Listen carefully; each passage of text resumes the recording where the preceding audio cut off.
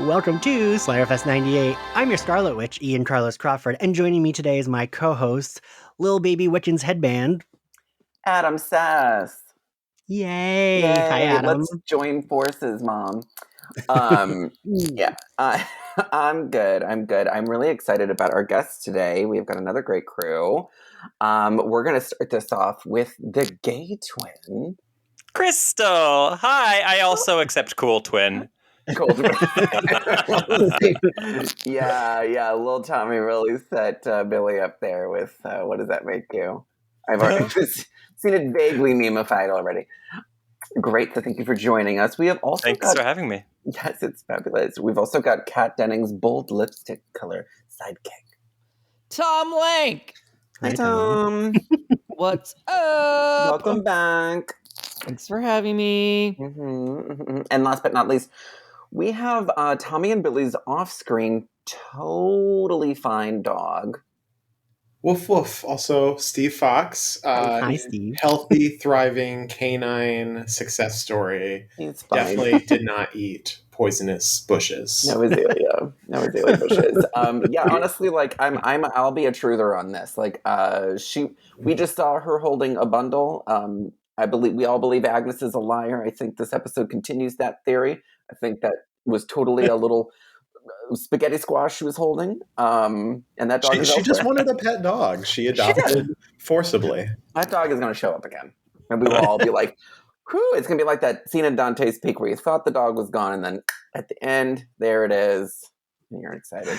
Anyone else? We're Dante's 2 minutes in Peak and we got fan? a Dante's Peak reference. I'm now going to go into why Dante's Peak equals Mephisto.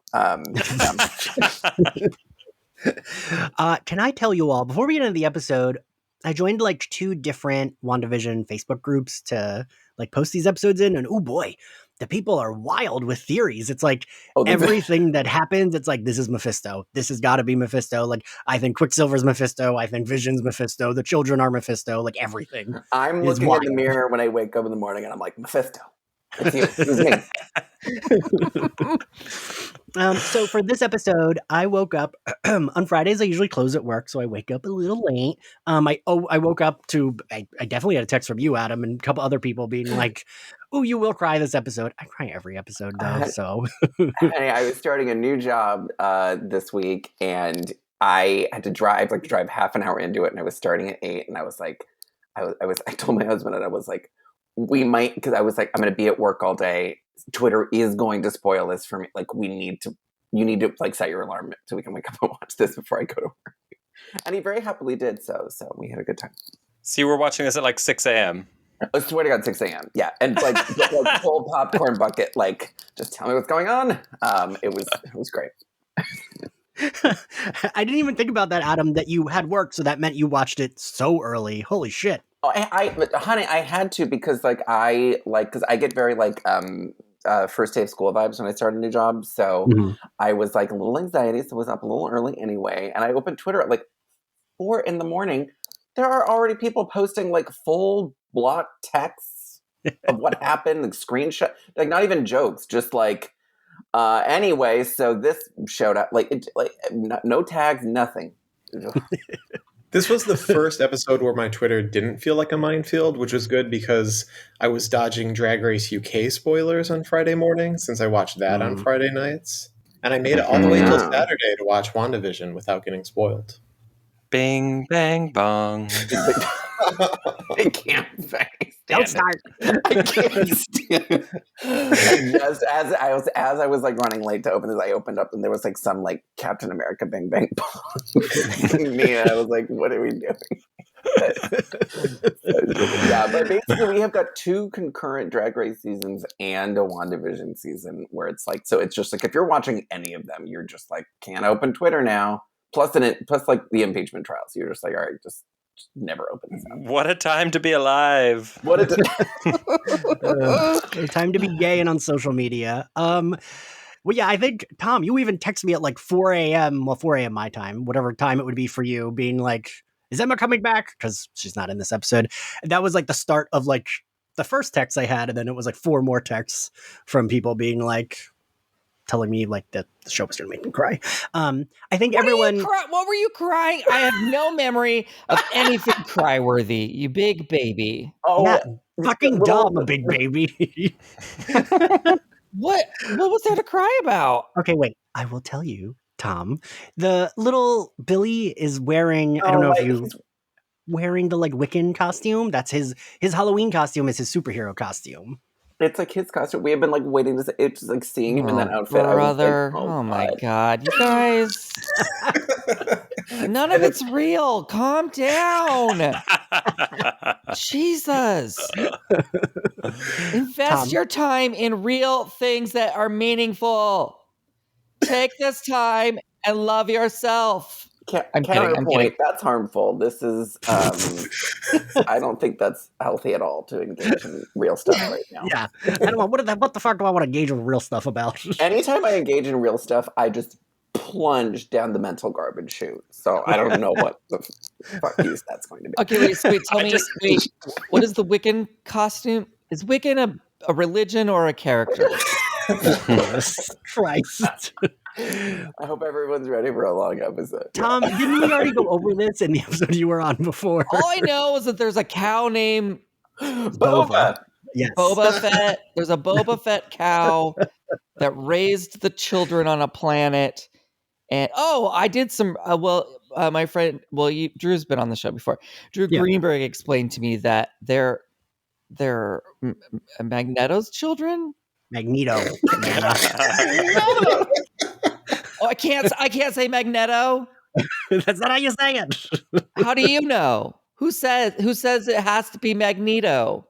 That's going to be the next WandaVision commercial. Is Magneto like it's a cracker? I mean, isn't he British anyway? He would say Magneto. I swear, you guys. I feel like I've seen Ian McKellen do an interview where he says Magneto. And did he sire the children when he was old? Ian McKellen age or when his younger days? Wait, you just used vampire? You just like went into vampire language. What do you mean? Did he sire them? Doesn't sire mean you sire children to make children? I suppose that's an appropriate use of the term. Ian, do you need me to tap in to explain the Magneto thing? But like he's their dad. There's no like he didn't like. No, but you sire children. The vampire thing is the secondary use of that term. But Tom, you said when they're older, right?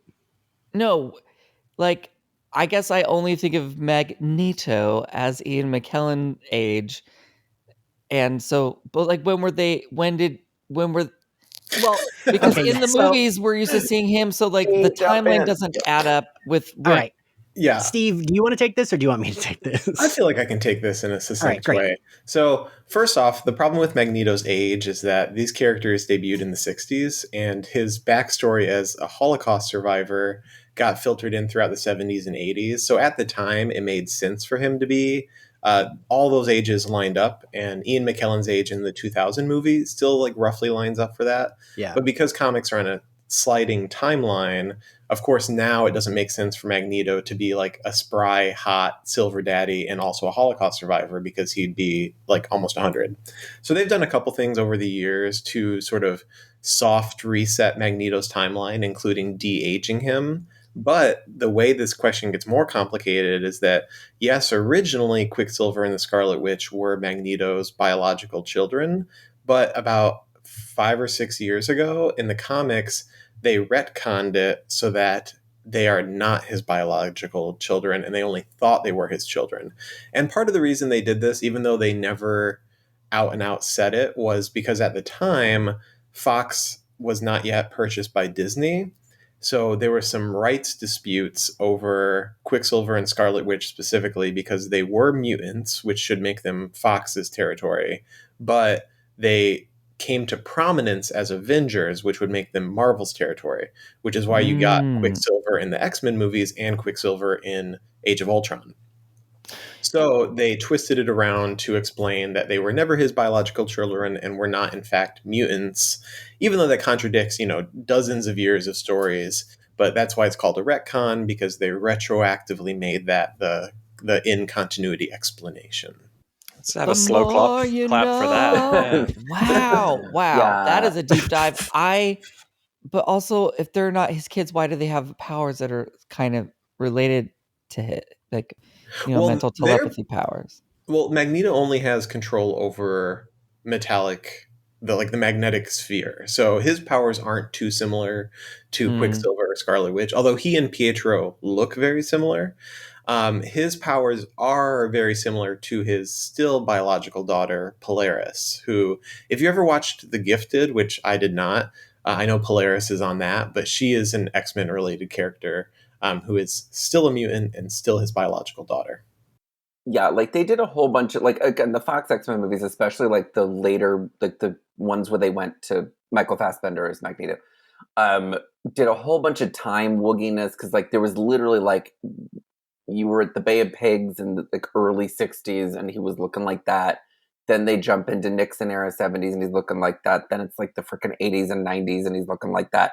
And then like within that, they were like, oh yeah, this Evan Peters version of Quicksilver, he like fathered him, didn't know he got this lady pregnant years ago or whatever, like that. So like, again, they just kind of just kept it very, timelines, the IMDb age timeline is very soft on all that. Yeah. With comics, you just kind of got to throw it up in the air with like, well, they're not really aging because no one really, usually like sometimes a child will age if it's convenient for the plot.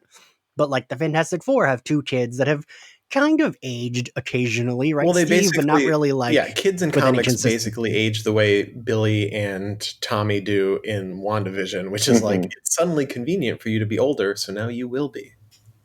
Which I feel like WandaVision keeps making very savvy choices like that, where they're like, we have to do this just to get these characters to the age we need them to be to line up with our Young Avengers plans. So we're really just going to do some like goofy TV trick and lean into the fact that we've got this conceit right now. So I feel like they're at least acknowledging a lot of stuff. And I feel like WandaVision is, if you take a macro view at all of the MCU, it's like really doing a lot of heavy lifting to like merge a bunch of timelines and set up a bunch of new stuff and age up a bunch of people. Like, I feel like this is going to be, I feel like we will come to recognize this show as like this sort of like Grand Central Station hub of a bunch of different timelines and new offshoots. Definitely. So this episode starts with, we get our like Malcolm in the Middle opening, and that kind of sets the, I don't know that there was even, I think it's like pretty much straight up Malcolm in the Middle, right? I don't know that there was like another show. Well, and I don't know if this is anybody else's experience, but like, by the way, can I ask, isn't Malcolm in the Middle, wouldn't that be an early aughts show? So did we skip the 90s? Because wasn't the last episode 80s? Right. That's a weird thing that I noticed, because like I even looked up and then I read in a review that it did premiere in 2000. So it's weird that we kind of skipped the 90s. I'm wondering if they just were like, we only have so many episodes, we need to speed it up. My feeling on this is they're doing family sitcoms only. A lot of the 90s was like cool folks in a coffee shop kind of shows. And the ones that were family sitcoms really were just continuing the strong vibe of 80s. Like, it wasn't distinct enough, maybe. Like, I could see, like 90s was like Home Improvement. Like, you had Family Matters and Full House were sort of 80s, 90s, and it all kind of felt like the same vibe. So I can see that not being like a big jump. If the cast weren't so white, they could have done Fresh Prince, but this would have been an issue. Oh God, we have to cancel WandaVision 7 episodes in. Terrible.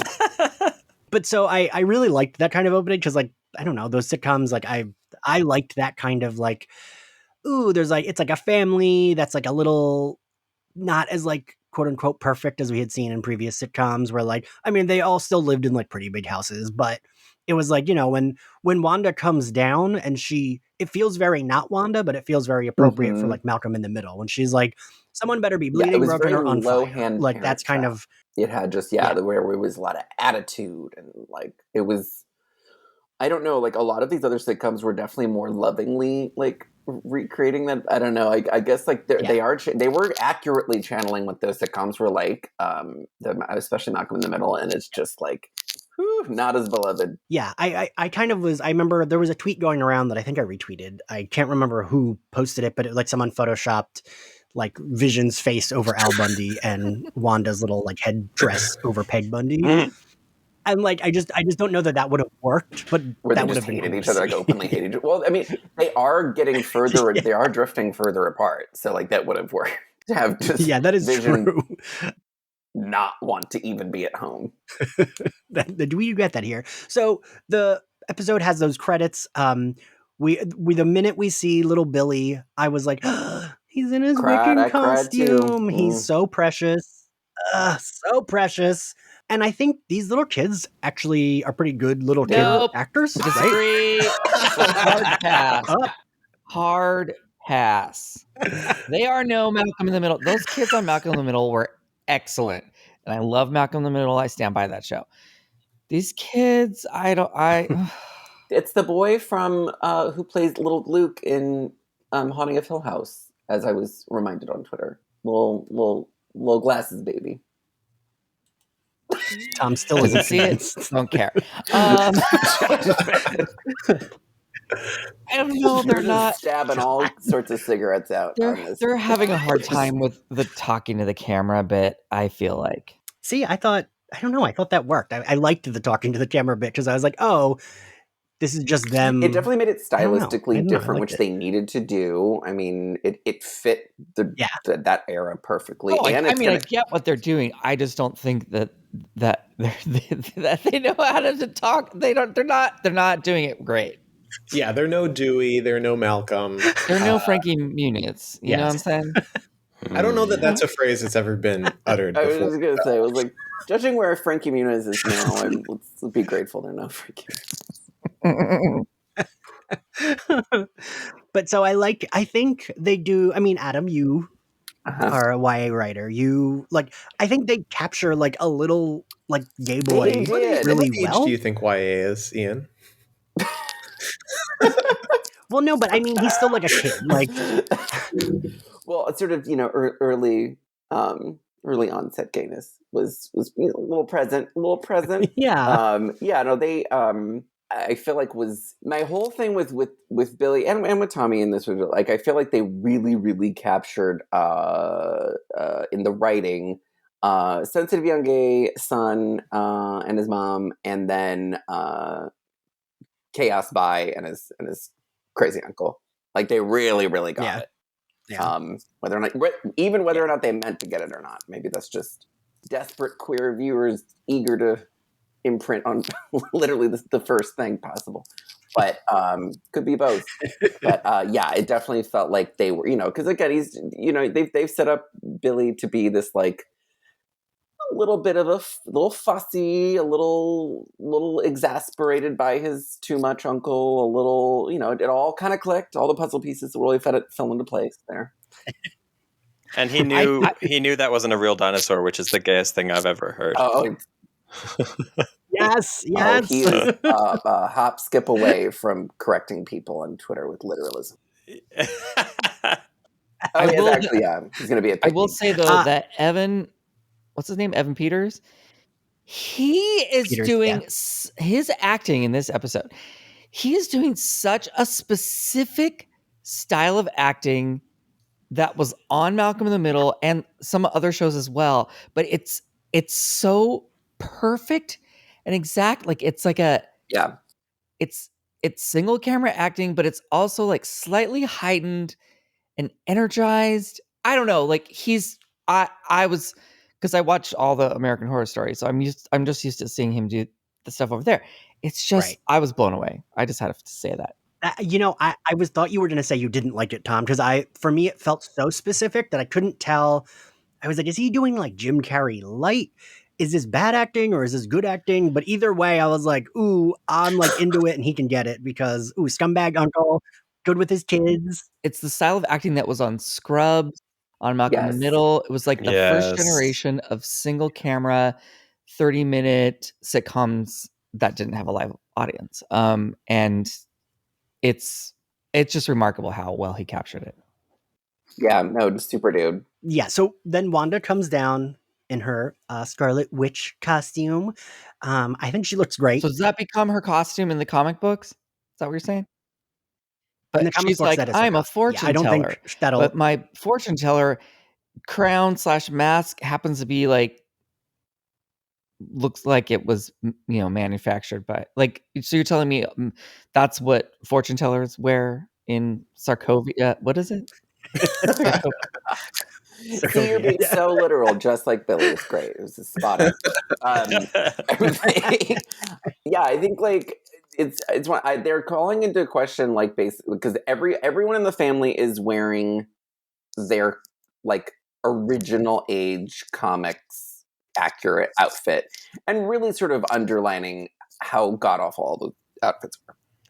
Oh, see, for me, I find it kind of sad when they play the real deal for laughs. Like, part of me goes, oh, but the other part of me does agree that it does look a bit ridiculous, especially like the pink tights under the red leotard. It was quite a look. It was strawberry shortcake. Oh, but that pink and red combo was very this past year. Like all the runways were about that pink red combo, so I was into it. Yeah, I mean, I thought she looked great. I love that outfit. I thought the little silly headdress. I liked that they did both. I mean, like you said, like it looked like manufactured, but still the cape. Like if that were a superhero costume, you wouldn't see where it's tied, right? Like it would just like flow. But the headdress part still looked like legit. It didn't look like what you would get at a costume shop. I kind of liked how they went both ways with that. Like how Vision is wearing yellow sneakers with his like clearly custom made tights Is that go his like around his costume head. from the comic books? Yes, just like instead of like chucks, he's wearing boots, and instead of like yellow shorts, he's wearing like the Superman kind of tights. Yeah, so she comes down. We get more at this point, like they're more comfortable with Pietro in the house. It seems like he's become ingrained in the family. I do like that we get a Malcolm in the Middle type, which I meant to look this up. Did Malcolm in the Middle start the flashback kind of like cutaway? Because I feel like they were, right? Because in my head I was like, oh, that's very Family Guy 30 Rock, and then I was like, oh wait, no, Malcolm in the Middle. But didn't Family Guy start in like 1999? But like I don't even know. It's all kind of blurring together those years. But that it definitely did like that sort of like remove like kind of we're gonna like call attention to that this is a show, and we're kind of breaking that Brechtian, very Brechtian, right. What they were doing. Malcolm in the Middle. Right. But I do like that cutaway when he's like, well, we got typhus, and it like shows them as like little kids getting a fucking fish put in their trick-or-treat bags. So that was like very cute. We get Wanda saying that's not how I remember it, which is kind of like this whole episode. I feel like while she seems happy that Pietro's there, she's like happy he's there, but also still 100% unsure of him, even though it's like he's living at the house, etc., etc. Like she's like, that's not how I remember it. And she keeps like dropping little things to be like, you seem to remember things differently than I do. I don't think you're really my brother. Like style template for them to do this sort of like, no, don't you remember? Like blah blah blah, all that kind of stuff. Like all this, starting to tip the story a little bit away from she's in control to, I think someone's doing this to her. Because we still get the things of her being in control, like when Vision comes down and Vision says which I forget what she says, but he's like, it's the only thing that was in my closet, and then just looks directly at her, because like, presumably that's because that's what she did, because this is their Halloween episode. And Paul Bettany, I mean, we talked about it before, but I love that he's like, he looks right at her, he says that's all that's in his closet, and then he goes right back to, he's like, oh, like, you can't be controlled, and like jokes about how she likes the Mexican wrestlers or whatever the hell they're trying to pretend he is. And she says, me gusta mucho, which made me cringe, but also is 100% like time period accurate. Like that would be a bit from Malcolm in the Middle, right? Slightly microaggression bit that they would do in the early 2000s. Yeah.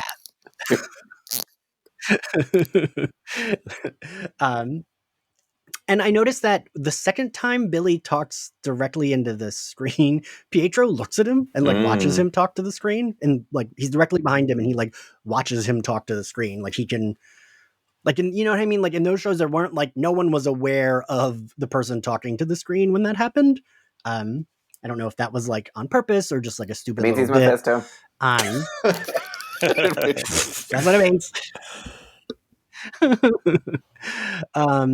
Vision lies to her and tells her he has neighborhood watch duty. And Wanda almost says, but I'm in control. That's not what you're supposed to be doing. But she just is like, oh, okay. It should be more like Catherine Hahn and just know when I want you to do something. Yeah. So is the implication there that like they had their fight in the last episode and then she reset everything, Right. but he still remembers? But he's playing along?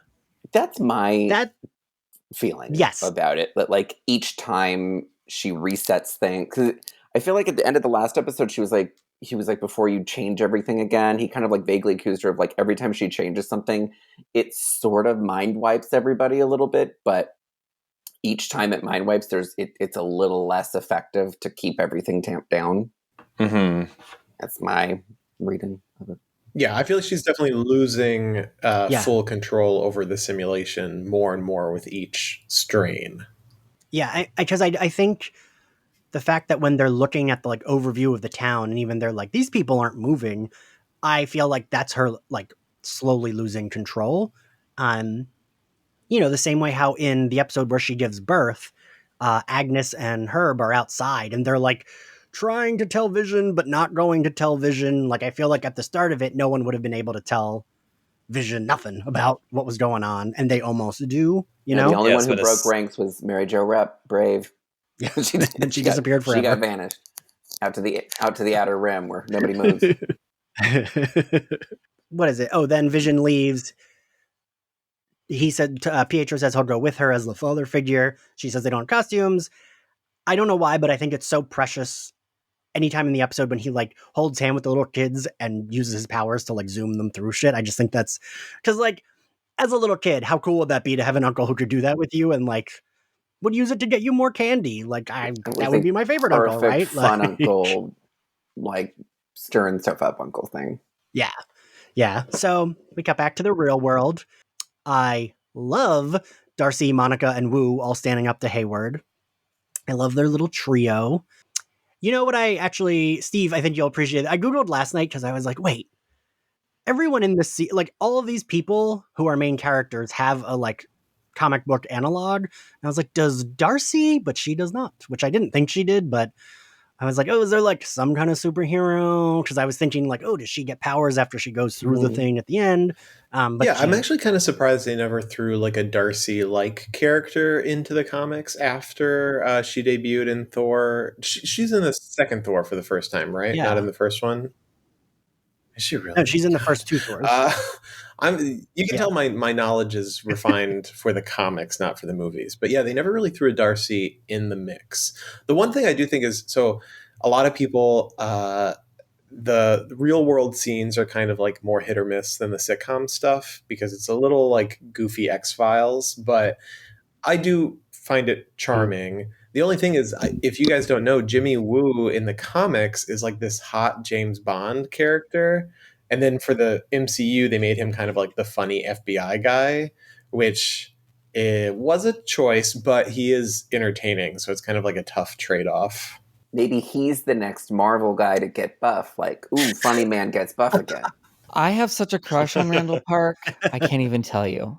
I love him so much. I want to marry him. How do I make it happen? Also, he was really nice to me on the set of Fresh Off the Boat. Like, just dropping that top. Does your foot hurt from the name I just dropped? Because he was so... I won't say who wasn't nice, but he was so nice that he talked to me, he hung out. I think we could all assume. And like wanted to know my name, was like, oh, thank you so much for doing this, and blah, blah. Like he was just lovely. But separately from that, also, in watching this, I was like, oh my God, such a crush. Love him. Yeah, actually, Steve, I'm a bad comic fan because I didn't realize that he was the leader of Agents of Atlas. I never made that connection between those characters until like 2 weeks ago, I think. Yeah, I mean, it's such a big overhaul for the movie, so yeah, you can be forgiven. Yeah, because that's not his personality at all in the comics, but I like this character, so I like him as like the like kind of like supportive, doofy guy, but he can like, him, Monica can do the fighting and Darcy can do the science. Like I like that. Atlas, is that another acronym we need to now learn, all of us? No, Atlas is not an acronym. It's there's no short explanation for that one, but in its current form, it is like a pan-Asian superhero collective. Originally, it was more of like a secret super spy sort of thing, but right now it's got like all the Asian heroes, and Jimmy leads it up. Okay. My knowledge of Agents of Atlas is very it's very slim. I know that there was that gorilla dude on the team. Gorilla Man.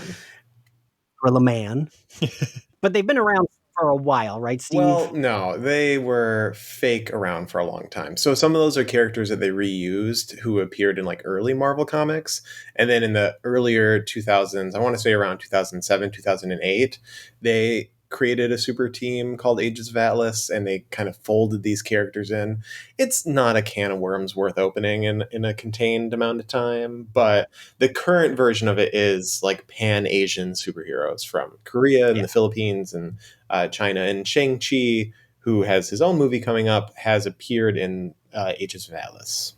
See, Steve, I knew you would be better at this than me with the explanations. Sometimes you just need to know when to say, you don't need to know this, because it's not. Otherwise it would just be Tom and I going like, what? Don't need it. More characters? Not relevant. I really liked Darcy and Monica, like, standing up to him, Darcy being like, hey, there he is, the guy who almost got murdered by his own murder squad. Like, Darcy does not give a shit. They all, like, clearly hate this man. And this man, he had a really good line, which I wasn't happy about, when he's like, which of you is a sassy best friend to Darcy and Monica? But, boy, when he mentioned Monica's mom to her, and he's like, you wouldn't have had the stomach to deal with what she went through, I was like, I hope she punches him right in the fucking face. Wait, and you were saying, does that character go on to become the next Captain Marvel? Is that what happens? Yes. And so is her like, we just did your blood work and it's magic. So that's setting up that she becomes Captain Marvel, well, so I'm assuming. In the comics, she's had like 3 different aliases. One of them was Captain Marvel. I don't think they're getting rid of Brie Larson anytime soon, so I feel like they will just give Monica an alias that was one of her other aliases. Yeah, she currently goes by Spectrum. Spectrum Cable, yeah. Right. I often... I can't. No, she can't not be Spectrum. Please, no. The service is out. It's terrible here. Save you between 9 and 5. What Spectrum? It's one of our cable It's our local cable provider here in Los Angeles. Oh, that's and so it is tragic. It's a monopoly. Trash. They have a stranglehold on all. We have like half to. In fact, I've had to purchase an Ethernet cable to plug in to my computer, and I had to buy an adapter so that I could do podcasts better because of the Spectrum is so bad. And then, spoiler alert, Darcy becomes a superhero called Telus. Or do you have? What do you Is have? that the UK cable? No, like T-Mobile. O2. She becomes a character. O2. That's another. That's some regional UK humor. Good work. Three Mobile? No. Anyway. Virgin Mobile since retired? Okay. Stop. So Hayward kicks them off the camp, which I kind of love that it's kind of just like, remove them. And they kind of immediately are like, okay, we'll beat up these guards and go in disguise. That was very Wizard of Oz, by the way. That was very like the Cowardly Lion and Scarecrow, let's punch the guards and wear their costumes. You know? I mean, I appreciated Darcy doing nothing. I like that she just kind of stands there, is like, ugh, and then is like, you didn't tell me the plan, and they're like, it's fine because they beat up the guards. It's no big deal. That would be me, because even if like, oh great, we got the jump on these people who are kicking us out, I would still be very stressed out if they put me through that. Yes. I like this like team up action we're getting going on. For me, it just felt very like action movie-y. God, now I'm like, where are we in my notes? Okay, so we go back to Wanda and Pietro trick-or-treating with the kids. He really is like the very bad influence uncle that like kids would love. I like that he calls them Hellspawn. Unleash Hell Demon Spawn. I was very Leonardo DiCaprio pointing meme at that. And I was like, oh, but they are Demon Spawn technically, Yes. Mephisto. Sometimes I think some of it's on purpose and some of it's just because that still feels like a Malcolm in the Middle, like wacky uncle line. Like it fits for both, whether it's like, ooh, they are Hellspawn or It's so hard with this show. Yeah, it's so hard with the show Yes. to tell what's like an Easter egg for fan service and what's like a hint of what's actually going on. And like, yeah. and that's definitely one of those lines. It seems like they took a very like sort of Pixar writing process to the script, where it's like you can put in all these Easter eggs, but they have to like literally vanish into the script. Again, I think that is what makes it harder though, because like it does have to gel with whatever sitcom-y thing they're doing. So she starts testing Pietro, right? She's like, oh, what was that person's name that did the thing at the orphanage? And he just immediately is like, oh, you're testing me. And there's like, I think the two of them are doing some good acting here because they still have like he's doing that acting, right? He's doing the wacky uncle acting, but he's still like, they have like a brother-sister chemistry, but she's still like weary of him, even though she's completely accepting him as the kid's uncle, as someone who's living at her house. Yeah. Well, it's funny because like she's doing a very specific type of like early 2000s like sitcom like female character archetype, which is I don't know, I'm complaining a lot about all of you. Like it's a little like it is. Yes. It was not as empowering as the Mary Tyler Moore era. Like it was a little like she's just I don't know. You're leaving. You're going where? What's going on? Like she was a little more annoyed with just every. Where are we? What's next? We see she runs into Herb, and he's like, he's the neighborhood watch. We get the cute bit of him being like, all the candy's been stolen, and we see Pietro running behind with the kids. All the pumpkins have been smashed, and that happens. And she's like, well, Vision can help you, and we get like another one of those moments where he's like, what do you want me to do? Do you need me to change what I'm doing to make you happy? And she like very like, oh no, don't. Oh, never mind. It's okay. It's okay. And I still am not sure. I wanted to see what all of y'all thought. In the previous episode, we got the bit of Agnes saying, oh, do you want me to take it from the top, when Vision didn't respond the way it was quote unquote supposed to be. Right. I think Wanda is confused about this. Like, I don't think it seems like she's controlling these scenes, right? I don't know, because she like doesn't engage with the like, we want to restart this sitcom scene we're doing. Like, she doesn't really engage with that, right? It's all feeling a little like Twilight Zone. It's a Good Life, Little Boy. Like they're all having a growing awareness. Maybe not of the whole thing of what's going on, but they have a growing awareness of if Wanda is like confused or displeased in some way, you have to like correct it really quickly or something bad. So earlier in well, first off, I'll say I'm not a big fan of shows like Lost and other shows where it's like you got to examine every second of every frame to figure out what's going on. So like Crystal was saying earlier, you never really know what is a deliberate moment and what's just kind of thrown in there to get people talking. Personally, I think it's a lot more of the latter. Like I think a lot of it's thrown out there because it makes sense and it'll get people talking, but I don't think it's like, that Always Sunny, like putting things on the board meme. Yeah. Earlier in the season, I did think that maybe Herb and Agnes in particular, that some of them were like aware, maybe they were working for Hydra, maybe they were working for Sword, that some of the people in Westview knew what were going on and were kind of managing Wanda on the inside. But I feel like we've seen enough now that it's more likely that Wanda is controlling, Agnes and Herb too. I just don't think Wanda likes it when anyone breaks a fourth wall, because Wanda's goal is to lose herself in this fantasy too. It's not like she's walking around thinking, yes, I am controlling 1,000 people to give myself the life I want. I think she wants to set it in motion and then kind of forget it and just enjoy it. And so these little moments of tension where Agnes asks, do you want me to take it from the top? Like, Wanda doesn't want you breaking the fourth wall. Wanda wants you to like make it work. That's like a strict retail law. Yeah, just work it out. Crystal, what do you think? Yeah, I think I totally agree. It's unclear to me that Wanda has actually any control over what's going on, even though she kind of admits it later, which was a really cool scene with her and Pietro talking. She's like, I don't know how it all started, but she kind of admits that like she was out of control and that now she's in some semblance of control, but it's still really unclear what bits are what. And I I don't know if the show will ever be able to properly resolve all of that. I think there's going to be a lot of hand waving.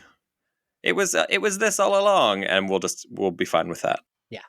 Yeah, I do think it will be hard to like actually 100% explain 100% of the shit. Yeah, like what was going on with the kids, because that came up last episode and this one, and I didn't really get it. There weren't any kids, and then someone was like, "Where are the kids?" And now there's kids. Right. And now there's kids. Yeah. No, I think there's kids because Vision called her out on it and was like, "Where are those kids?" And she's like, She's like, "You're right. Where are those kids?" Tom, what do you think? I'm not sure, but this is the spot in the episode where I started to think, is this a movie that got broken up into 10 parts? Like, because like there's no, like what you were saying about Lost, like there's no like, I guess there's kind of an arc to each episode, but like there's nothing like most episodic television, something wraps up, like we get a full storyline, I guess an arc essentially in an episode. It just seems like it's like to be continued every time. So I don't know. That's just this is where in the episode where I started to have that thought. I don't know. Oh, this is definitely like a serialized cliffhanger show. Like it's an OMG moment show. Like it's really, I mean, it's all going to have like probably one master arc. And if there are little mini arcs, it definitely seems to be. I don't know, but like not clear yet. Yeah. It just, I mean, I'm not saying it's good or it's bad. I'm just saying it's different. And it just makes me wonder though, like, no, I guess this did start out as a TV project. It's starting to feel like a spread out movie a little bit. That's neither here nor there. Who cares? Moving on. Well, I do wonder, like, what would the different enjoyment levels be if this was released in a bingeable 9-episode chunk versus week by week. Ian, you and I have discussed a lot, like we're loving the week by week as much as it's like driving us a little nuts now. Just the waiting, but like I like that I'm happy because you and I were huge Lost fans. I love putting little puzzle piece shit together. I think that's a big reason why I'm as invested in this as I am, and not just some like passive observer. I feel like, oh great, I can just take some active role and I can like do my own little like tinkering and I can think about it and things can sort of knock around in my head and I'm kind of like cool with that. Like over analytical, it's never really going to be resolved, satisfied thing. But like obviously there's a huge chunk of folks who are not about that life. So would that have been a better thing for it to be like bingeable in one thing? You wouldn't be so like, oh, that's a moment, that's a moment, that's a moment. Like you would have just kind of experienced it all. You know what? This makes me think I got to take back what I just said, because you know what? It does make you think. It's a very artistic in the way it's done. It's not like other TV shows. And I'm constantly complaining about, movies and TV shows that are being made for the lowest common denominator, just like corporate comedy, things like that. And this is very different. So, you know what? Maybe I'm just getting frustrated because of, like you said, the spreading it out week by week. Well, and I think it's interesting you say that because this is the biggest corporation with their biggest brand doing this. Like, so but like it's interesting that like it feels that way. I think that's a big credit to the show that it's like this is the biggest branded piece of content out. It's kind of like Marvel's like, we're doing a little indie movie. We're gonna release it at the Lemley Sunset 5. It's like they're giving people the permission to make something artistic without the risk of having it to be a giant movie. You can be like, it'll be on our little TV channel. Yeah. Well, so then we cut to Vision walking down the street, and he's walking towards, I guess one assumes, the edge of town, which is what Darcy and Monica see later, where there's no one moving. And I thought this scene was like really good. I liked him walking through because they're playing the like silly Malcolm in the Middle sitcom-y music when actually it's like, ooh, this is terrible because these people, he sees that woman and her husband behind her just like repeating the same actions over and over Frozen again. has like a single tear running down her face, and they're doing the like fucking Malcolm, like the bloop, bloop, bloop, Yeah. bloop. It's so dark. It's so great. It's exactly my. It really I is. love this. Like, so then we cut to Vision sees the woman crying. We cut to commercial, and I gotta say, this commercial feels so true to the early 2000s that my brain thought it was a commercial. Like I really was like, right. oh, this is like a Dunkaroos commercial. I can go pee. I really wanted a Gushers. Yeah. This commercial was also like one of the more chilling commercials. Because it's like he gives this child magic and then the child dies. Steve, what do you think? What do we think this commercial? Because all the other commercials were more like very explicitly, oh, this is about this. This is about this. This one felt like I didn't quite know explicitly what it was about, other than like, oh, magic will be the downfall of whatever is going on. Yeah, I have to say I have been late in deciphering the commercials. Like those are the one things I look up each week because I'm like, what are they referencing here? But I do think that this one was referencing like the repetitive tasks because the kid couldn't open the stupid yogurt thing, and he just perished trying to open his yogurt over and over and over again. So I feel like it's the repetitive task thing. It might have to do with the fact that kids were like off screen and now are suddenly all here. But I did love the darkness, and I love when claymation artists get work in general. So fair. Crystal, what do you think of this commercial? Oh, Tom, yeah. Oh, I was just gonna say I think the parallel between what you guys mentioned about her acting, as far as like she's no longer Mary Tyler Moore. It's sort of this like things are getting darker in the world of sitcoms. Black comedy is becoming a thing. Wait, is that the right term? Black comedy? Black humor? Yeah. Dark humor? Black humor. Dark humor. Dark Yes, humor. dark. Gallows humor, probably. So I thought it was I don't know, it's just an interesting parallel that's happening there. Crystal, what do you think of the commercial? Yes, same. I just loved it. It was very surprising, and it was the probably the darkest thing that's happened on the show so far. And then maybe it gets even a little bit darker later in the episode, but it's nice to see that happening. Yeah. Literally after this commercial, my notes just have in all caps, so much keeps happening. Just because then we cut to Pietro and Wanda, and he just kind of lays out exactly what the audience perceives as what's going on, right? He just says like, so you're controlling this whole town. Ethically, you kept the kids sleeping, but then you brought them out for Halloween for a cameo. You don't want to traumatize them too much. And he just kind of like says the thing. But Wanda does say that she doesn't really know. She just is like, oh, I had all this grief, and then suddenly this was here, which I think is the biggest indicator of like she's not completely in control. But so he also says, which I feel like we have all been thinking, when she's like, what happened to your accent? And he immediately says, what happened to yours? I thought that was like really good. Yeah. It was it's interesting thinking of this in terms of like, okay, what exactly is this Pietro doing here? Like, is he really him? Is he Mephisto? Well, the shark is Mephisto to me. Like, so I think like it's a matter of like he does not seem in any way controlled by Wanda's influence. He does not seem, and he instinctively immediately knows what's going on Doesn't he say that he's there to give her grief?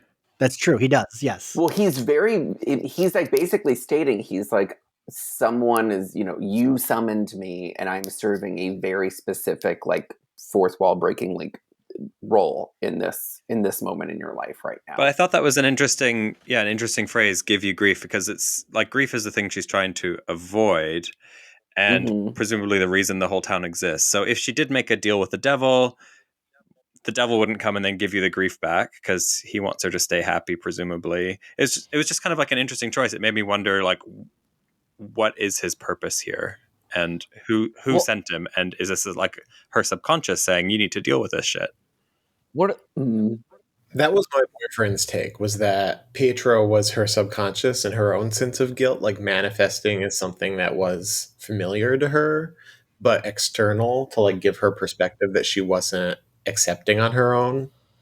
I honestly, I took this to be very literal because I was like, okay, if he's, because what they took a lot of time last episode to make clear is that every person in this world is physically really for real there. Even though the kids were invented, even though, blah, blah, blah with Vision. So like this guy is really there, whoever he really is. If he was pulled from a different multiverse, or if he's like someone else wearing a disguise. That's why I read this as, if actually contrary to Crystal, your point was like, I was thinking more like, oh, this is exactly like if Mephisto like did set this up. I'm going with that theory. Like if he did set this up to be like, hey, we're going to make this little sandbox where you're going to be in control of kind of what I've allowed you to be in control of, in order to do that. And this would be the part at which, all right, I'm going to actually get in there, and because you're starting to become aware too much of what's going on, like all these little problems. I think he honestly has showed up at this point to say, listen, I know you're wise to the following things. I'm now going to help you just put them away because, like, all right, good. I think you're not such a bad person. Yeah, you're doing this, but you're doing that. Like, I think he's there to like settle her fears so that she goes on doing it and stops interrogating what she's doing. So the rules are, they got established like, oh, if we shoot those pants, like they're made from something that already existed. But so are the two boys that the babies that were born came from her, so they're physically, they have been created in that realm, right? But are they the only things that have, oh, God, this is confusing. You know what I'm saying? I think yes is the answer. I think yes. So like Yes. they're new creations, but they're based from her, therefore it follows that rule. Everyone else, like, they're really there, but that's sort of the mystery right now. It's like they're not based on some other kid that's really there. They're not based on babies who are there. They're not based on anything. And then Vision is based on like a piece of his computer or whatever that existed, right? Yeah, probably his remains that she got from Sword. Yeah. So I'm just working through this here. So is her brother physically been created in this new space by her from something? Or that's what we don't know. Or so that the theory here did he jump into the hex bubble from? So the theory, well, what one might assume, they've been talking a lot about doing like quote unquote a multiverse for Marvel, where like there are different universes and they can like, because it's sci-fi, so like that's like very, shit they do. And that he could be a parallel universe, being the X-Men movie universe. Like he could literally have been pulled from that universe because she says she can't bring someone back to life. She can't create something. She can just bend reality. So like she couldn't create him. So that's why some people either think he is Mephisto or he's like the Quicksilver pulled from like the X-Men movie reality and brought, like, she needed her brother there. So he was like somehow pulled out of a different like parallel universe. But wait, there was that shot of him where he was like dead, the same way that Vision was dead. Right. So this is what was tripping me up, is because he's not behaving like he's got the backstory of X-Men universe. Like he's not talking, like none of that. Like he's behaving completely as like, I'm from Sokovia. I was given these powers via the Mind Stone, like you were. I was shot and killed in Sokovia. I have awareness of my death, and then I heard you in a different area. So like he's not bringing in any of the like whatever they gave him, whatever the storyline they gave him in the X-Men universe. Like he was living in his mom's bed. I don't know what kind of reality acting is the same though. Like the literal acting of the character is more that Pietro than the MCU's Pietro. See, that's why it's like foggy to me. What if it's like, she somehow got his bot? Like, what if those flashbacks are like the actual like dead body of Vision and the dead body, like maybe he was buried. Maybe her brother was buried in Westview. I don't know. Never mind. Well, like maybe maybe she pulled Evan Peters, like that character's from the X-Men universe's body, and then like the identity got pulled from like this. It's a little mix and match for me. Personally, so Ian and Adam may remember from my appearance during the X-Men series, I'm a big hater of the Fox X-Men movies and want nothing more than for them to be erased from reality. And so this episode was a big relief to me when it made it pretty clear that this Evan Peters was not that Evan Peters. And I really do think, especially after this episode, that this was just funny casting and is not any sort of nod toward a multiverse or making the Fox movies canon in any way. Because I think even Marvel at this point has to stand back and realize Evan Peters is one of the few high points of the Fox movies, and Aaron Taylor Johnson was not particularly memorable as Quicksilver. So this feels like a fun way to play with like the meta TV aspects of WandaVision and like give a little nod toward the Fox fans and also show off as like, yeah, we bought the world so we can do this if we want to.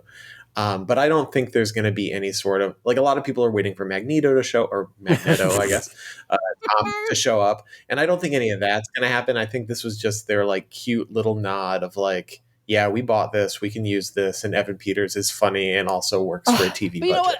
But that being said, come on, there's like, he's got enough jobs. Give somebody else a chance. I'm available. That's the thing. Like, if the whole show is premised around like trying to figure out what's going on, if they just cast the wrong Quicksilver just for shits and giggles, it kind of undermines the mystery of the show, because it's like, well, was that just for fun, or is it actually because of XYZ? Like, and so I hope that it wasn't just like, this is for fun. Also, because why would Mephisto become as the wrong one? We also forget that it falls under the category of things that they do on a sitcom, like New Becky, Old Becky. That's true, right? You know, or Old Becky, New Becky, back to Old Becky. So who knows? We might also get the other Pietro. We don't know. Well, also, doesn't Aaron Taylor Johnson not really act very much anymore? Is that true? I mean, I don't think he's been in anything for I a don't know little if that's while. like on purpose or. It's shady. It's very shady. I mean, doesn't he just like not really get work anymore? Why would he not get work anymore? I mean, don't like as soon as you do one of these movies and you're a hot, attractive, straight white man, you get to do 1,000 more projects. I'm not angry. I'm not. He was in Tenet, you guys. I'm looking it up. Yeah, I've just Googled him, and he's still really ripped, really? So that must mean he's working. He's in the Kingsman. The Kingsman. He's in the Kingsman coming out. Yeah. So maybe he was just like, yeah, Marvel, I had fun. Peace. Yeah, maybe he just didn't have the best time. I mean, he could be like a Hugo Weaving, who's just like, no, thank you.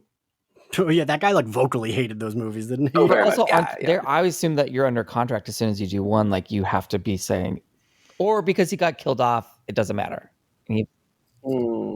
I think that like in the earlier movies, they didn't have those contracts. I think now it's like, even if you're like a one-off character, they probably are like, just in case, here's a contract that you have to come back for 100 more movies if we decide to. Right.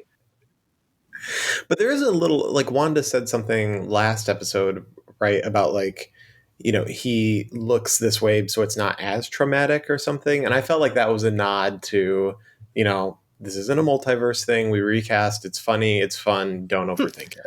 Yeah, they seem to be really easing us into the multiverse, like especially with the kind of like fakesies way they did it in the last Spider-Man. Like it seems to be like we're not going to like fully do it yet, because this did seem to be like, God, they're really not like, they're kind of dipping their toe into this is a multiverse thing versus just like, oh yeah, he's got a different face on. Like it's not, they're not really opening up that can of worms yet. 100%. I mean, yeah, I don't know. I know I did, but I know a lot of people might not have. In Agents of S.H.I.E.L.D., they would do that a lot in the earlier seasons, where it'd be like, I remember a woman who later became an Inhuman and had like spikes coming out of her. Ruth Negga was the actress who played the character. It was like, ooh, she's a telepath, but telepaths cannot exist in this universe. That is not a thing. And it's like, you're in a universe where like there was an alien invasion and like a thunder god exists. Why are we so reluctant to accept that a telepath could exist? And then it ended up being that the woman wasn't a telepath, which I thought was, but I feel like Marvel gets a little bit of that, and I feel like it is almost to dip their toe in, where it's like, "Ooh, we're gonna say this can't possibly happen, but it might happen later." Like as like a cute wink. Well, WandaVision is also going to be the first test of like what will Disney be willing to put in the TV shows versus the movie, like.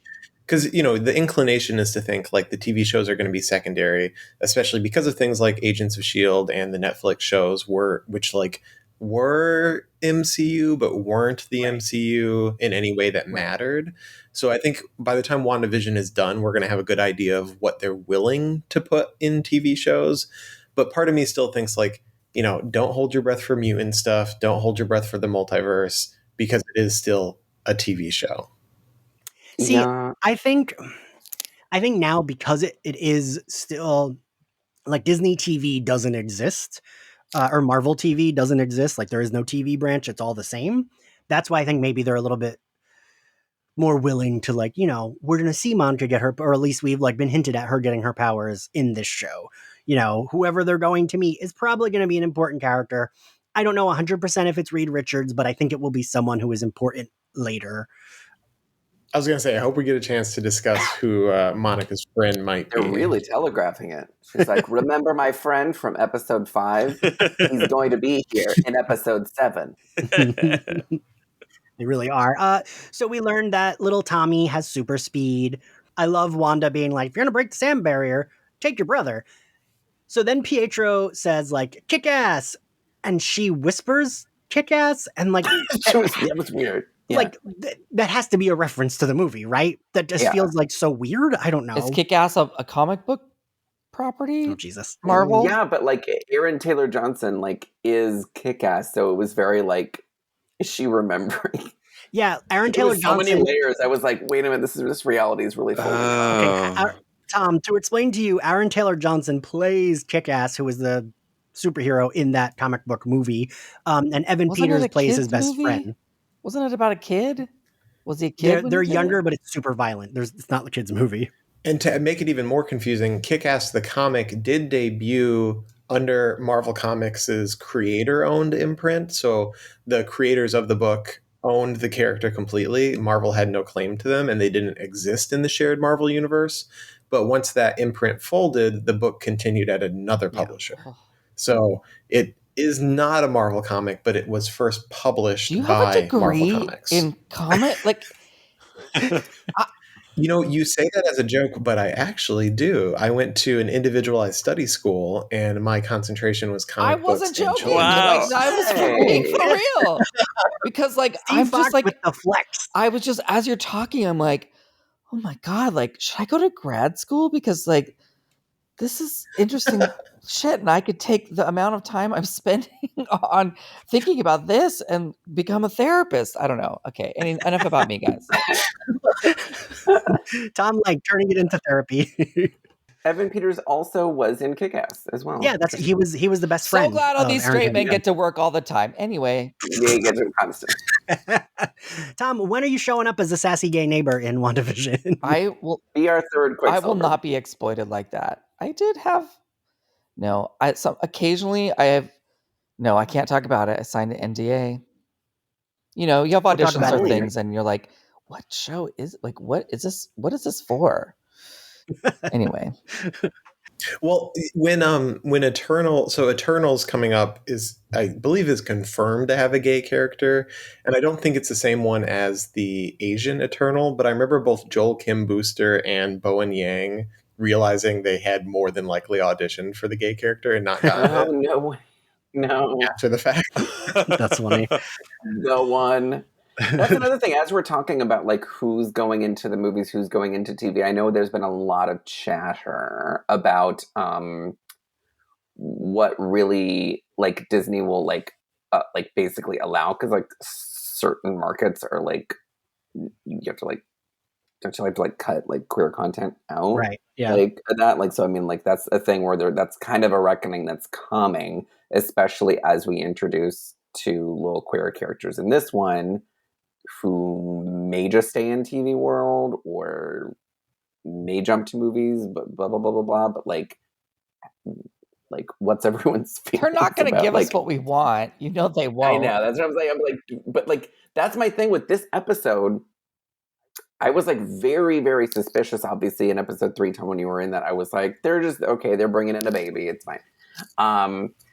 But like, they're like fully, they're giving Billy a POV. Like, he's talking to the camera. They put him in the Wiccan costume. Like, these are more than just little Easter eggs. These are just like, they're fully creating personalities and identities in the universe for these characters. So it really, really feels like they are. What's interesting though is that I can't remember which of the characters becomes gay or what even their names are.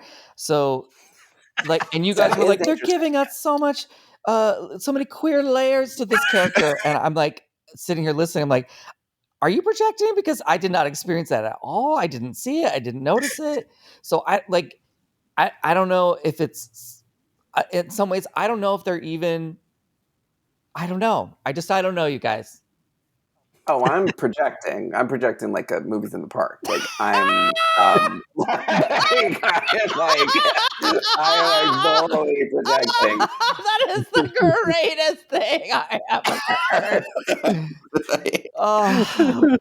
But like, does it mean it can't have? I don't know. It feels like it's like, again, like this is Marvel. They don't do a bunch of like shit like that. Again, if they were gonna ignore the characters, they would have just been like, all right, they're gonna be babies. Because like in that comics run, they were just fucking babies if they weren't gonna have like a fucking impact on the story. Or be utilized in a way. Like when they like invest the time into like a character, it tends to like go places. Look, we're gonna like they wouldn't set these kids up to be aging this quickly if we couldn't get them to like hot 21-year-olds by the end of this series. And every other member of their team basically already has like a self-contained like movie or show in the works. Like, so they're building the team. Like it's gonna happen. It's just a matter of like, is there going to be like a TV locked universe or a movie thing? Like, well, I'm still confused even what's even going to show up on movie screens. Maybe nothing. Maybe cinemas will be gone. So.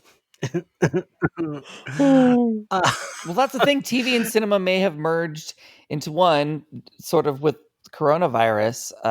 Like, what if movies don't come back and like it's all home entertainment? And like, I personally would rather watch a TV show so I can invest in the characters and keep coming back to it. So maybe this is the future of cinema, as these big budget sort of limited run things. I mean, I'm definitely getting more emotionally invested in this show than I have in a lot of the other stuff. So, I mean, Tom is watching it, and you weren't really invested in Marvel stuff before, right, Tom? Yeah, no, I had not a cent invested. No, I mean, I've gone to see some. You know, I joke. I'm mostly being devil's advocate. I have seen many of the Marvel things, but like, I just don't. They don't live in my heart the way they live in some of your hearts. You know what I'm saying? Oh, I can't wait to you to get cast in one of these things and be on a press junket and like sing a different song. You're like, no, this always meant to watch me. On it, like the time for me to have been that ship has sailed. So I'm not holding my breath. But in case it does happen, yes, I will.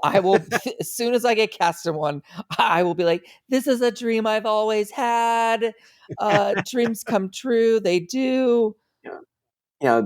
Marvel is telling stories that are it's an age-old tradition. It's it started with cave paintings on walls, and this is just a collective story. I'm also burnt out because I have been auditioning for Marvel things since it started, and it's never happened. So I'm just like, oh.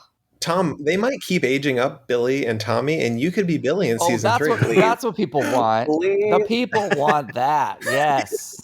No, I want that. You need a Billy who is antagonistic. Tom in a press junket being like, I was even once on a podcast and I said Billy made me cry, and the host said, "Shut up, faggot, why are you crying?"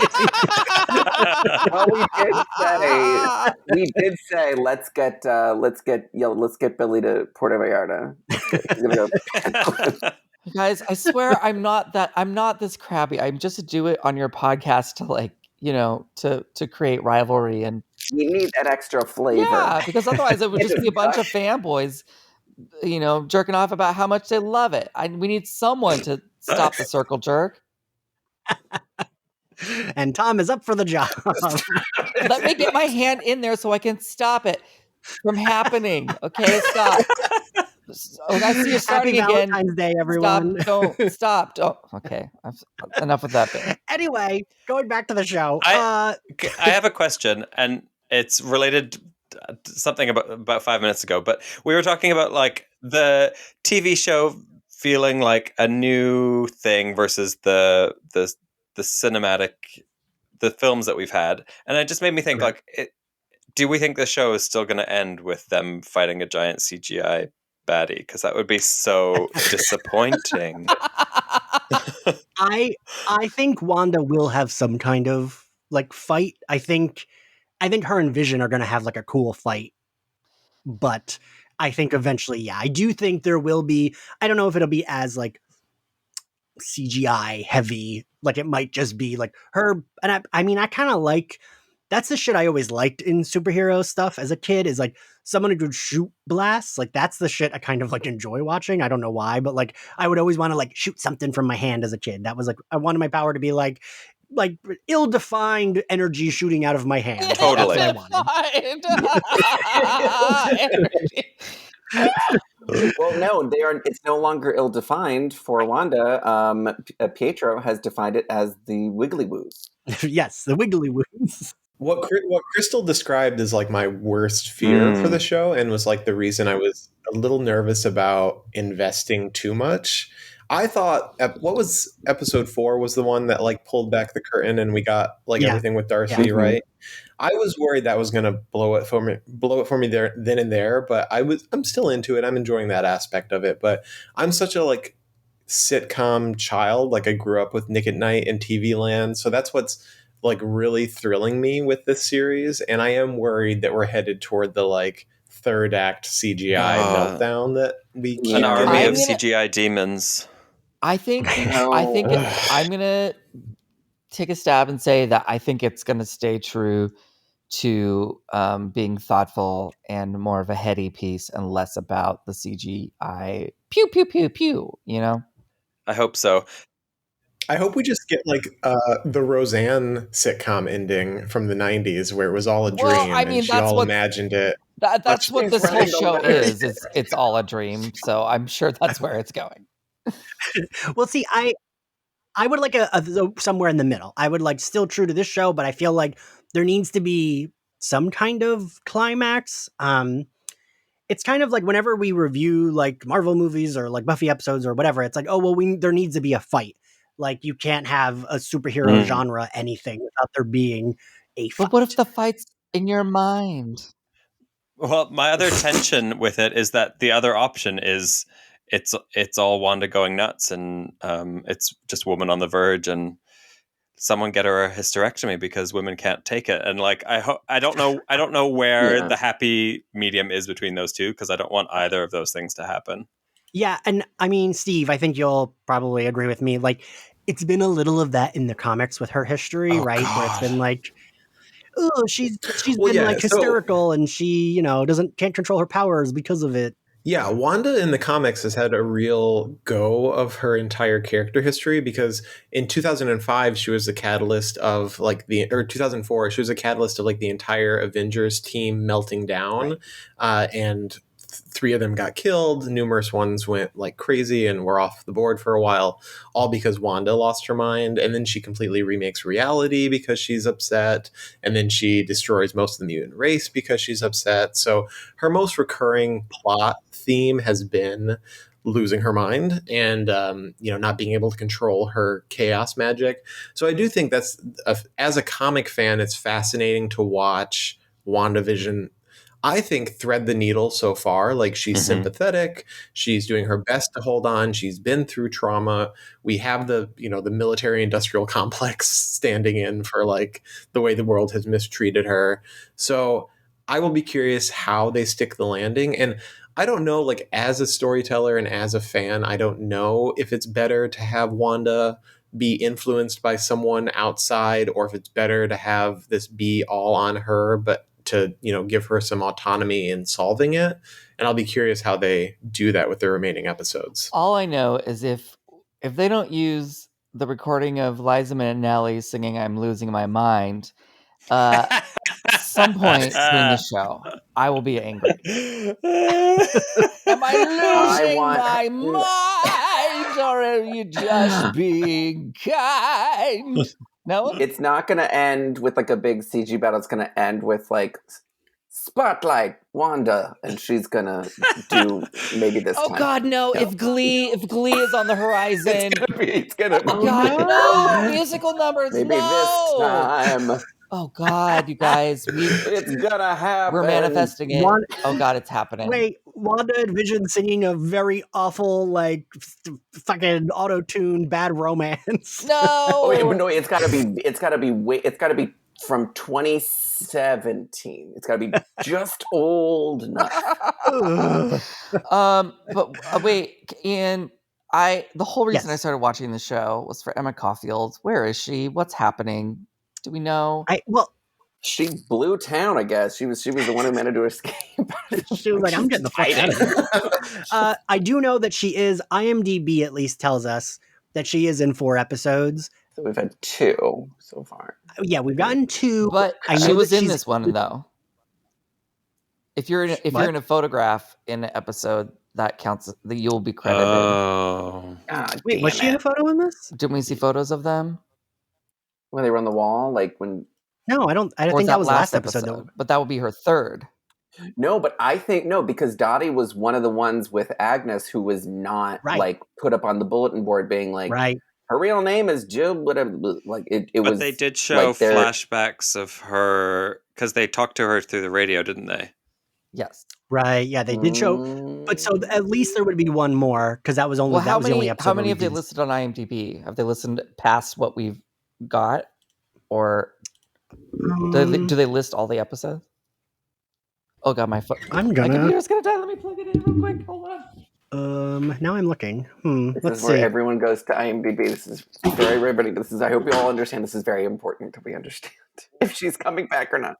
I'm still playing through in my mind that you just keep aging the kids until we get to like Leslie Jordan playing Billy, and Wanda having to deal with like her sassy old gay son. How dare you? How dare you say me and then Leslie Jordan? It's just a jump from Tom to Leslie Jordan to corpse. Yeah.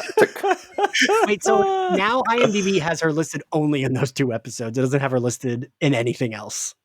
And how many episodes did they have listed up there so far? Well, that's the thing, because for Herb it says 3, and he's now been in 3. I think that character, and it says the mailman. Like I think it might just be no. But how many total episodes are listed up on IMDb? Because it has all of them listed, but it doesn't have the cast for every episode. But like how many episodes? 9. There's 9 episodes. Okay, and we're up to what? 6. We're 2/3 of the way through. We've done 6 of 9. Yeah. So they don't list the cast for the ones that haven't aired yet. Yeah, IMDb sometimes does, because it did say Emma Caulfield is in 4, and I do know she's at least in one other episode, because there's a bit of her looking in, like, I think they're going to do a Modern Family riff, and it looks like she's in that. Like, there's her smelling flowers in color. Oh, so. I was wondering what that was from. Okay, good. Phew! Yeah. Oh, now I can rest easy. Okay, also... Well, it says Deborah Jo Rupp's in 2, so we're getting her again. Also, if you guys haven't read Ian's interview with Emma, I fully wept, like hard. Oh, she has some. Oh, what are you crying about, Tom? It was so moving. You got her to. It was great. It was. He asked her about being a gay icon, and she had some really sweet things to say. So please go and read that, everyone. What's it on? Thanks, Jukebox, yeah. Junker, what? Junkie. Oh my God! I turn more and more into B. Arthur every day. I was just gonna say, I love this new caustic tone of voice. Yeah, she was a delight. She was very charming. The first thing I did was mention being friends with Tom. That's why she and opened yeah. up. I will take all credit now for your article. Yes, thank you, Tom, for assembling that article for me. Moving on, so we get Darcy, Wu, and Monica. They're like hatching their plan. Darcy reveals that Darcy like does some hacking, gets into Hayward's system. He kind of is keeping track of the town more than he let on. He's like can see inside. They're tracking Vision. Right. Darcy does like a little bit of like a explanation info dump, which I'm going to do because we don't need to really discuss too much. She mentions that Monica's blood has been rewritten like 3 times from going in and out, Which is and a that it might big not. time, like, she's like, your blood is mutating. Your blood type is X. Like, it was very, like, I was like, okay, we're doing this. You're magic now. It's happening. Darcy says she's going to stay behind because she wants to break through whatever last encryption Hayward has on his file. We don't know if she did or did not break in because then we cut away to Wu and Monica leaving.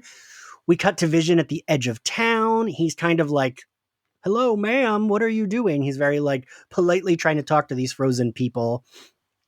But then he flies up into the sky. He sees a car stopped at Ellis Ave, which is where Wanda told the kids they couldn't go beyond. Which is also the name of the president in the Marvel Universe. He was the president in the first few Iron Man movies and in Agents of S.H.I.E.L.D. Really? Yes. But I was also trying to drive myself crazy figuring out what Ellis could be a reference to. I feel like it's nothing because the reason the president in the Iron Man movies is called Ellis is probably because of Warren Ellis, because he had a defining run on Iron Man that led directly into how he was portrayed in the movies. But Warren Ellis has had almost nothing to do with the Vision or the Scarlet Witch. And last year he got exposed as like a big sex creep. Oh boy. So I don't think he's getting a nod. And I could not figure out any other sort of Ellis that would have any relevance to Scarlet What if Witch it's and like Vision. a reference to Ellis Island because she's sort of built her own island and you have to like go through the border to Yes.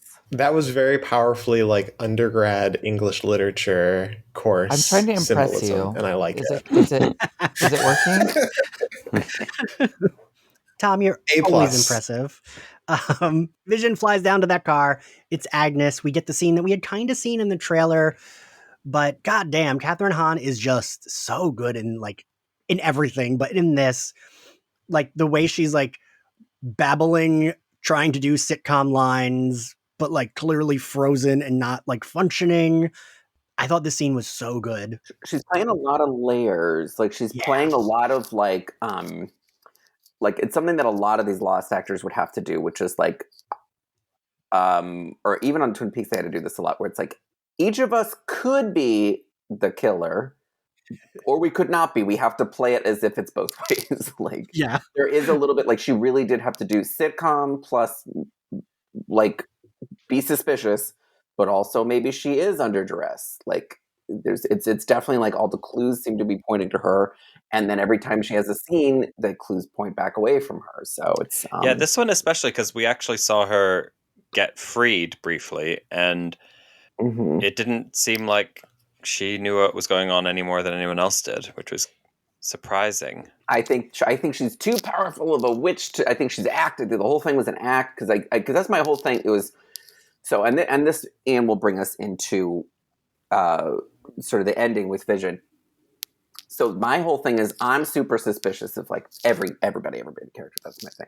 But so you have Director Hayward who is tracking Vision. I don't know how on earth he would know that he was trying to leave unless there was some inside person.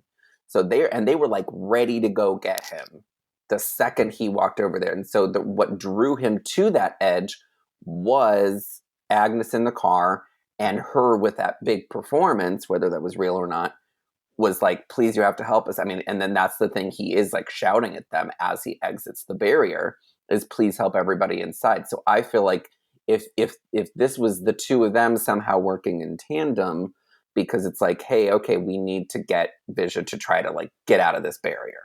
Like that would be a very good way to urge him, like someone urging him to try to escape the barrier, knowing what would probably happen. because like that whole like sword team was way too on top of it right away. I thought they'd been tracking him all along because They've been tracking him, but like, how would they know his motivate? How would they know like he's trying to get out? True. Well, otherwise, he'd just ping around inside the barrier all the time. I was going to say, I mean, they could just physically see that he's approaching the barrier, and they're already posted up at the barrier. So some of what you're saying is compelling, because I was thinking Agnes was someone all along, and then this scene with her did make me think, okay, maybe I was wrong. Because to Crystal's point earlier, there are going to be things that do not logically add up. If we see Vision do his little zappy thing, Agnes, breaks the character or whatever, and then we find out later that she was acting the whole time, then like, what is the zappy thing? What did we see? That's where it starts to feel like logical inconsistencies. Like, to me, if Agnes is someone after this, it's gonna feel a little bit like cheating what we have seen on camera. Well, I think what would explain that for me as a viewer would be when he did that to the other guy's coworker. He was just a human being. Like, she's supposed to be, if she is like Agatha Harkness, she's supposed to be this like centuries old, extremely powerful sorceress. So I mean, like, yeah, the mind control thing. I mean, if like that sort of power is already in her wheelhouse, like it would make a little sense to me that she would have a little bit more domination over that. Sorry, would you say Agatha? Is that Agatha Harkness? Like, it's what a lot of people think Agnes's character secretly is in the comics, because like she was the sort of like witchy caretaker of the. Because I was going to ask, is there any symbolism having to do with her being a witch costume? I mean, that's the thing. Like, she's this huge witch in the comics, and like those clues are pointing to that. She's got this witch outfit on. She's cackling. And are there theories about the boss man the boss sword guy being like an evil monster or mutant or something? I read a theory. Wait, Tom, you saw Captain Marvel, right? Yes. You mean Top Gun? Was that a lie? You mean Top Gun meets Star Wars? Yes. Oh, yes, yes, that one. So I did read a theory that he could be a Skrull, one of the alien race we met in Captain Marvel, because he seems like suddenly corrupt when like he was a family friend to Monica, and like it seems like they were cool up until like 2 weeks ago. They were cool, right? And it seemed like he was someone that she would have considered a friend, and like they knew each other pretty well. So it's like, oh, like he was super cool with her up until this started. So maybe he could be like maybe Hayward did die, and this is a Skrull taking his place or some shit. But also it could just be he's like an evil white dude in power, which still tracks.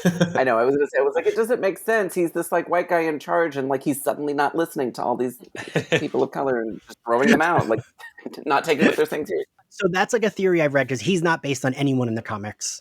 And it feels like at this point, they're not adding new characters that aren't based on the comics. So maybe he could just be, or maybe he could be something else, right? I don't know. But that's a theory that I kind of like, because they are doing a Skrull Disney Plus series in like a year or two. So that could be like Invasion, yeah. Okay. adding to it. I have a hard time imagining, and I could be wrong. I will, very modestly eat my words if so. But I have a hard time imagining that in episodes 7 through 9 of this show, we're going to discover that a character is a very powerful witch. It just doesn't feel like something that is going to suddenly appear, because this version of the Scarlet Witch has not been tied to magic. That's what I wanted to ask you guys. Do you think is magic different than power? Like, do they have magic the way Harry Potter has magic, or is it powers because it's science? Like, what's the difference between magic and powers? Like, is Mary Poppins a witch? Or is she magic? Or does she have powers? Is Mary Poppins a witch? Is Mary Poppins in the MCU? It's all Disney, right? So the Emily Blunt version is immune. Yes. So the difference in the MCU, that's where it gets a little sticky. I think in comics, it's like everything exists. Sure, a demon, a devil, a witch, magic, science, all of it goes together. Blah. But in the MCU, they've been pretty clear about like, you don't have powers, like something happens that you have powers. And with Wanda and Pietro, they were, I think, on purpose vague, that they said the Mind Stone killed a bunch of people they were experimenting on, but then Wanda and Pietro, like, it made these powers come about, but like everyone else died. So like, but they never clarified why they got the powers and everyone else they did experiments on just died, which I think has been on purpose. Because I think now they're going to do like a more magic-y thing. Because as Crystal said, previously everything has been like science. Even in Doctor Strange, I think, right? They kind of explain it through science. I think the idea is that, like, saying in some science fiction and fantasy that, like, any science sufficiently beyond our understanding is indecipherable from magic, which leaves the door open to, like, you know, you could wishy-washy explain it has to do with something realistic, but it is, you know, indecipherable to magic from what an average human being can understand. And then the difference between, so a mutant, it's you're born that way, and then a non-mutant with power, like you got your powers from something affecting you Somewhere. and you're just Yeah. you're a human with Correct. power. You're super. Look, Tom, you did it. Is everyone listening to this already like, yeah, no, we got that because we know that, and get Tom, please never have him back. So my theory with Agnes, real quick, I think she is the witch. I think that putting her in that witch costume was on purpose. I think that she isn't in control of what's going on, but I think that she happened to be like, either she was a witch who happened to live in Westview when it got taken over, or she was a witch who was like more comic accurate. She was like trying to help Wanda in some way and got caught up in all of this. Like, I do think you don't cast Catherine Hahn in a big role like this and have it end and be like, oh, she was just a human in Westview, we're not going to see her again. Like, I don't imagine they would do that because that feels like a waste. And she's the only human character that has consistently been in all the opening credits they do. In episode 2, when they did the cartoon, all of the townspeople were in the credits, but that's the only time. Every other time it's just been Agnes. Even if she doesn't have her name in the credits, she's like featured in the opening credits in a scene. So I feel like she has to be someone. Well, maybe this process is what turns her into the wick. Well, True. there It could be was a wicked witch who began to stitch. No one. I mean, yes. First of all, I feel like in 6 half-an-hour episodes, they have done these leaps and bounds storytelling, giant world-shifting sort of moments that, like, previously I didn't think possible. So, like, I am very, very convinced that they could pull it off. My money will be on Agnes either being Sword or perhaps even Hydra, and like maybe she is an antagonistic influence, but I would not at this current juncture put money on her being a sorceress. I'll be surprised. I love that we're talking about this seriously. Crystal, go. Crystal, you need to speak. I was just going to say that I hope that they can satisfyingly make someone who already is there the villain, because I think any villain they introduce now is going to feel cheap, because where did they come from? Why are they being introduced episode 7? So I hope that there's something that makes sense there, and maybe it's her, or maybe it's bad white man. I keep going back to Dottie though, and I know that's Emma Caulfield, so of course I'm going back to her, but I do feel like her confrontation with Wanda was different than any of the like slip-ups we've had, right?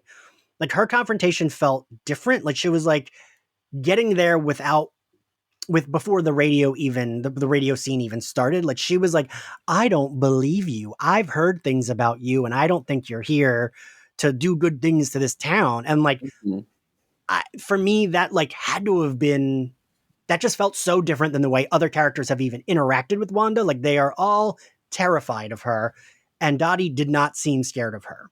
Right. So I keep going back to that, but Dottie was also confused once Jimmy Woo's voice came through.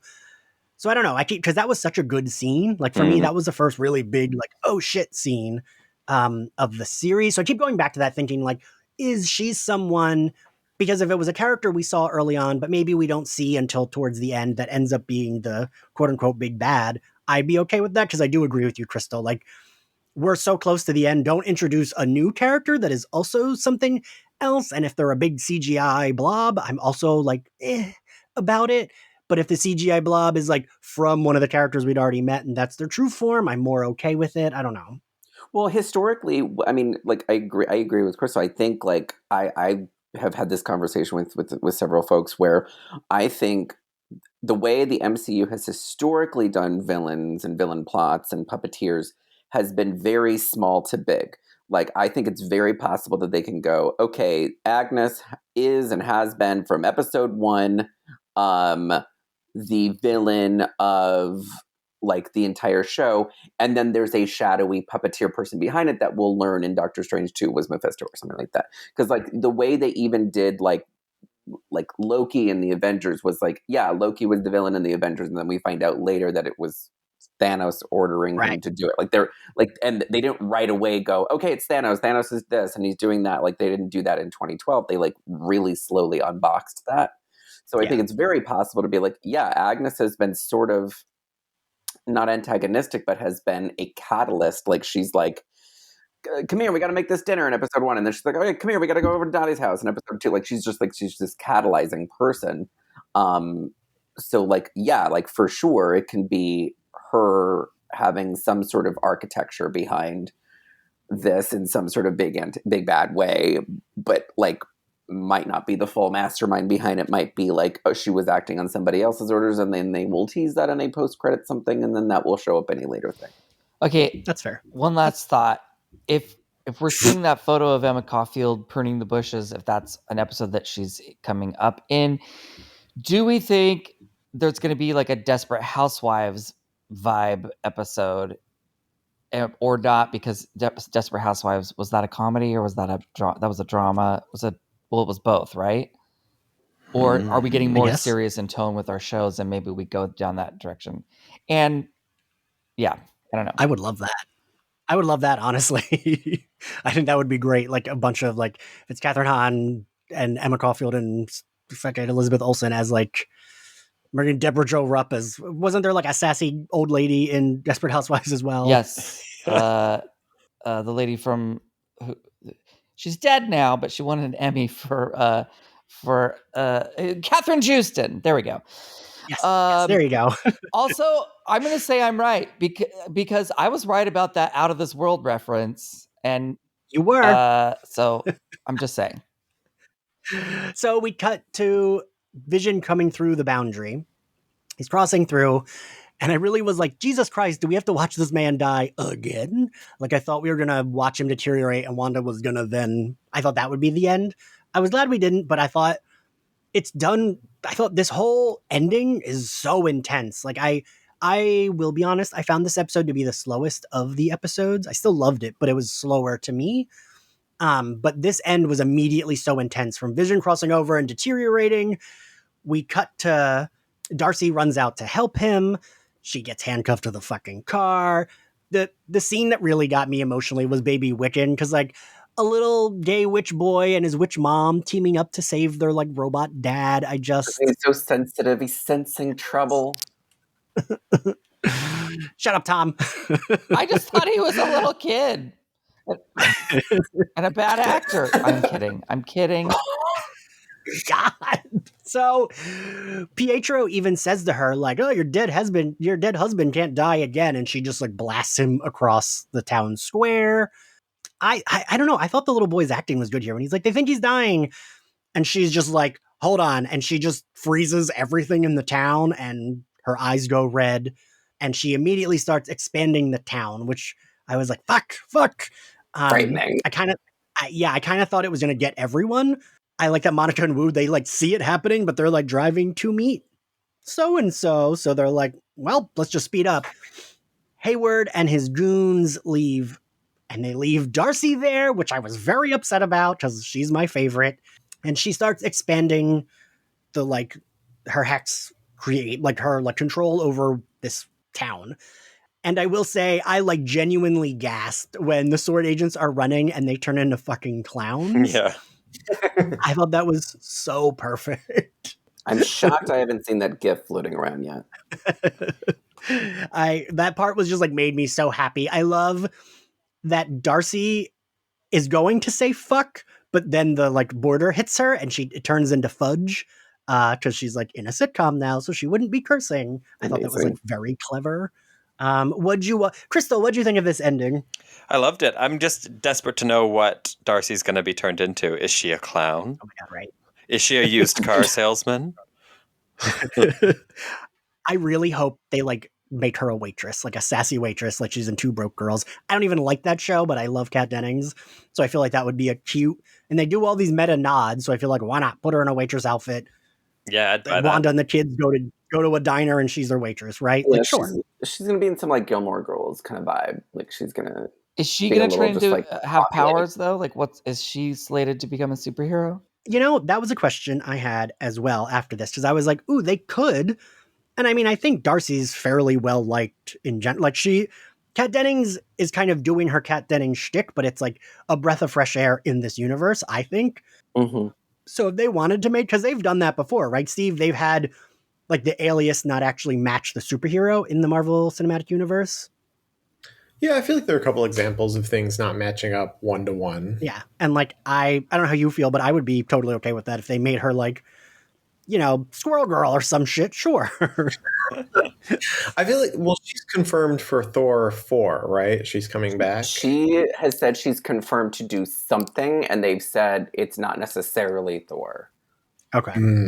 Which made me actually think I kind of had a little moment where I was like watching this where I was like, wow, actually, Kat Dennings in this show has been with the MCU way longer than any of the rest of them have. Like she's in it. She's been in it like last decade because Thor was like I feel like I'm the perpetual wet blanket, but I feel like Monica getting powers out of this is a good bet. I don't think other people are going to end up with powers out of this. That's fair. Yeah, that's fair. And the other thing is Monica does not have a particularly famous origin story in the comics. She gets her powers like stopping a dangerous weapon, and Wanda is a dangerous weapon at this point, so that's true. It's not a stretch to have this be Spectrum / Photon / Spectrum, I can't. / whatever T-Mobile. / T-Mobile. The Bank of America, yeah. Yeah, if this is how we get telecom, then I'm all for it. Comcast is going to be great in Captain Marvel too. Yeah, Tom, what do you think of this end? Yeah, I was into it. I just really enjoy Kat Dennings, and I was going to ask what you felt about her because I do think she has a shtick, but I like it. Oh, I always buy to me, like I don't care if it's the same shtick because that shtick works for me. Same. Yeah, no, I liked the fun like transforming of all the cutesy things in the new world. I liked that. Yeah. All right, so I guess we're at the end. Favorite scene, Steve? Ooh, you know what? I didn't have the emotional reaction that you did, but I did get a kick out of seeing Billy in an approximation of his Wiccan outfit. Right. I just didn't cry like a little bitch. So I think that's my favorite scene. Steve, I love when you use your top voice with me. Code switching, here we go.